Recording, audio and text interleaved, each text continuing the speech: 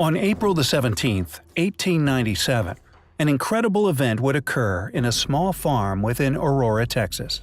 According to the locals, an alien craft came streaking down towards their farmhouse before dramatically crashing through a windmill and into a nearby field.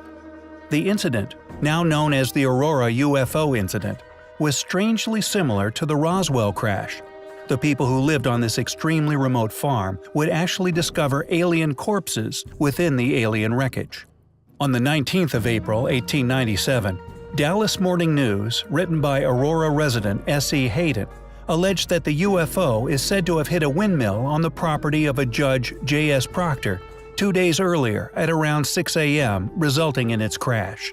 The pilot, who was reported to have been not of this world and Martian-looking, according to a reported Army officer from nearby Fort Worth, did not survive the crash, subsequently buried with Christian rites at the nearby Aurora Cemetery. And the cemetery does indeed contain a Texas Historical Commission marker mentioning the incident. Reportedly, wreckage from the crash site was dumped into a nearby well, while some ended up with the alien in the grave. Adding to the mystery was the story of Mr. Brawley Oates, who purchased Judge Proctor's property around 1935. Oates cleaned out the debris from the well in order to use it as a water source, but later developed an extremely severe case of arthritis. He later claimed that he was convinced it to have been a result of the contaminated alien water.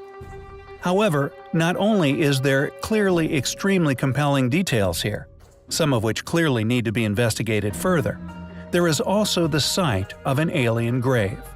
On December 2, 2005, UFO Files undertook an investigation related to the incident, titled Texas's Roswell. Their episode featured a 1973 investigation led by Bill Case, an aviation writer for the Dallas Times-Herald and the Texas State Director of Mutual UFO Network, MUFON. MUFON investigated the Aurora Cemetery. They discovered a rather peculiar stone that was, in fact, a headstone, which depicts an alien craft. This stone signifies the resting place of what most of the town are convinced was an alien being.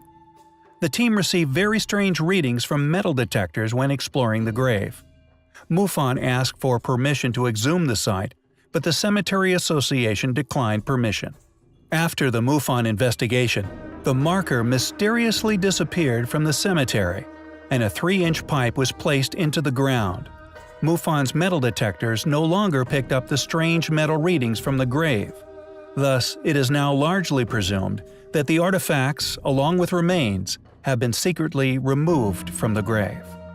MUFON's report eventually stated that the evidence was inconclusive, but did not rule out the possibility of that strange event actually occurring on the night of 1897.